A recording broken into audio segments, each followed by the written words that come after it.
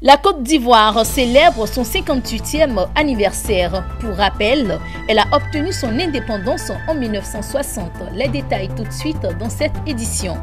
Et dans le domaine de la formation, signature d'une convention entre le COMPC et l'entreprise canadienne Famatour Incorporates. Bonsoir à tous, mesdames et messieurs, ravis de vous retrouver sur Business 24 Africa. La commémoration du 58e anniversaire de la Côte d'Ivoire s'est faite ce mardi 7 août avec face non pas sur l'esplanade de la présidence de la République au Plateau, mais sur le boulevard Valéry Giscard d'Estaing VGE de Marcory. Haut en couleur, en message et en acte fort allant dans le sens de la cohésion sociale et de la paix, la célébration de l'an 58 a séduit par le défilé des forces armées de Côte d'Ivoire et des soldats étrangers. Retour sur cette célébration exceptionnelle avec Corona Sekongo et Marius Siri. 1960-2018, 58 ans d'indépendance, le président le place sous le signe du renouveau et d'un nouveau départ pour la Côte d'Ivoire. Un moment placé sous le signe d'un nouveau départ, une nouvelle chance pour la Côte d'Ivoire, un grand moment de rassemblement et de fierté pour tous les Ivoiriens ici, sous le boulevard Giscard d'Estaing.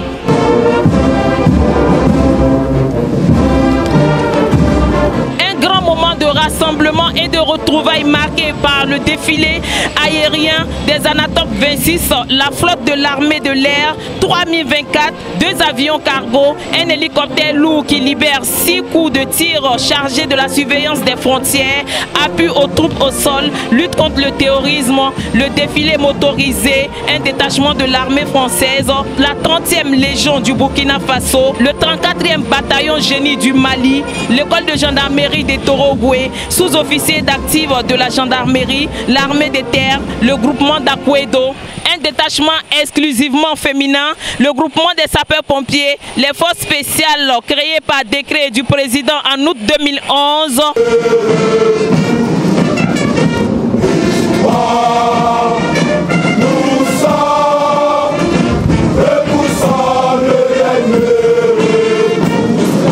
Les forces de défense opérationnelle terrestre, les motos militaires et paramilitaires et surtout le défilé des chevaux de race espagnole et les parachutistes. Le système de sécurité suprême leur laisse une petite marge de sécurité permettant l'ouverture automatique d'urgence ou de réserve. La célébration des 58 ans de la Côte d'Ivoire a aussi été marquée par l'ordonnance signée par le chef de l'État qui voit la libération de 800 prisonniers dont l'ex-première dame Simone Eyivé Gbagbo, Assoa Adou, Lida Moïse Kouassi et Souleymane Kamaraté dit Soul to Soul, le protocole du président de l'Assemblée nationale Guillaume Soro. Le discours que le président a fait hier, l'ordonnance qu'il a prise d'amnistier tous ceux qui ont commis tel ou tel crime après la crise post-électorale, eh bien, va permettre aux enfants du pays vraiment de se retrouver, de se donner la main et de faire avancer le pays. Allons de l'avant et pardonnons les uns les autres. Ne soyons pas dans une position chaque fois de se venger. Soyons dans la position où on pardonne tout le temps. Et pardonnons-nous les uns les autres, ça nous aidera à aller de l'avant. En faisant de l'agissant, c'est condamner ces prisonniers. C'est le père de famille qui rassemble ses enfants. Et c'est de bon augure pour le futur, c'est de bon augure pour la paix. Le message du président cache un autre message. C'est un appel au cœur de chaque Ivoirien pour que la culture de paix soit notre plus grande richesse. Et que les Ivoiriens défendent la paix en tout lieu, en toutes circonstances. Ce qui compte, c'est la Côte d'Ivoire et c'est ce qu'il a privilégié. Nous en sommes très fiers. Le président de la République démontre qu'il est un grand homme. Il est un leader charismatique. Il est un grand chef d'État. Parce que voici quelqu'un, après les périodes douloureuses, avec ces actes vraiment très graves qui ont été posés, il a décidé de pardonner.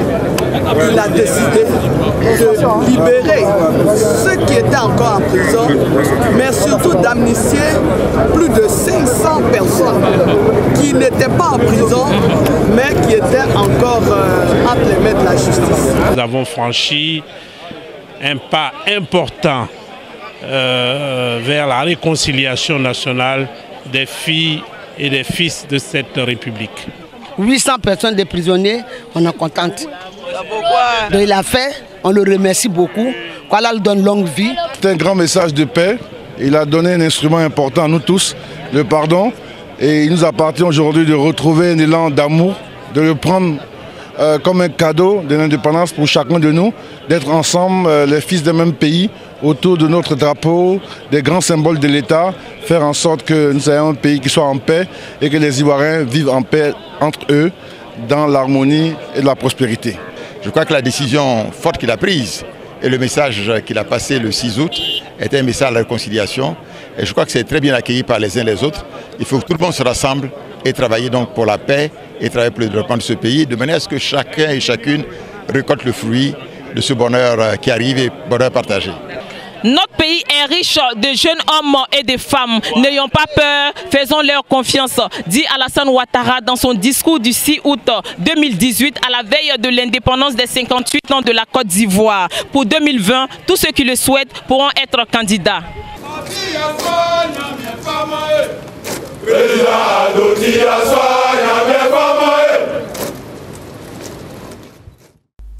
Après ces images riches en couleurs, parlons de formation à présent. Dans le souci de renforcement de capacités et d'échange de compétences, le Centre africain de management et de perfectionnement des cadres CAMPC a signé une convention avec la société canadienne Pharmatour Incorporate dans les locaux de son siège situé au sein de l'université de Cocody. Un accord qui permettra au CAMPC d'accroître sa visibilité dans le monde et de rester performant dans la formation des cadres. Par cette signature, Gérard Kofi, directeur général de la société canadienne Pharmatour Incorporated, et le professeur Joseph Assi Kodjis, directeur général du Centre africain de management et de perfectionnement des cadres, CAMPC, scellent leur accord dans le domaine de la formation des cadres ivoiriens. Merci beaucoup. Voilà. Merci beaucoup.